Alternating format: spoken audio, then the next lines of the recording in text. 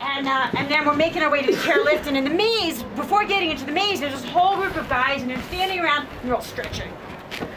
And they're stretching, and they're saying, you know, remember when we were younger and we could just drive up here and get out of the car and jump on the lifts and ski? And another guy says, yeah, if I did that today, I'd pull this muscle, and this muscle, and this muscle. And they all had a good laugh. And I was thinking, we all know this about exercise, right? That it's important to stretch before you exercise, because otherwise you'll get on the slopes, and as soon as you get out of your normal range of motion, you're gonna pull something, right? So you have to stretch to keep flexibility. We all know that, right? But I was thinking that the same thing is true in our lives. You ever had that moment where your boss walks into your office and says, you know this thing that you've been doing for 5 years that certain way? We're not doing it anymore. We're now doing it like this.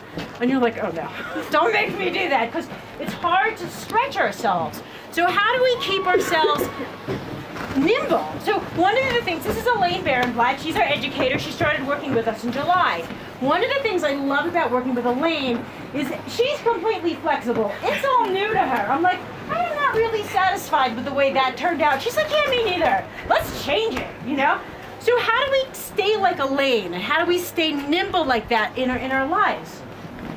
We practice change. So I was thinking about this in terms of Judaism. So Allie is one of the many kids, I think we had about 40 kids go through our B'nai Mitzvah program last year, and she is one of them. And both our distance learning program and our in-person kids, which Allie was part of. And we teach them this important lesson in a very simple way. Our students have to celebrate Shabbat. So the kids in the 10-month program have to celebrate Shabbat every single week for 10 months. And for the first 5 months, they have to do something different. Every month or every week, they have to do something different. And they do great things. I get pictures of kids. There was one kid, she's making Shabbat candles. She's dipping them. She's making her own Shabbat candles. And then she gives them out to people. Another kid, I got an email from her mom. She was sitting there with her grandfather's silver-plated prayer book. And her thing that she was practicing was leading services for her family. Another kid just moved to a new neighborhood, and he's trying to be neighborly on Shabbat.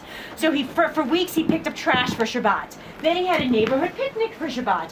Then he shoveled people's driveways without telling them who he was for Shabbat. So for an entire 5 months, they have to try all these new innovative ways of doing Shabbat. Then the second 5 months come up, and guess what they have to do? Same old thing. Yes, they have to pick one thing and do it for 5 months. And they have to see how does it change when you do the same thing. So in my house, we light candles every Friday night. Is it transformative every Friday night? Is it transformative because we do it every Friday night? Yes. So we teach our Bar Mitzvah kids, it's really important to try new things, discover new things, stretch yourself, be open to new things. And it's very important to keep traditions. It's very important to make a routine, to have a practice.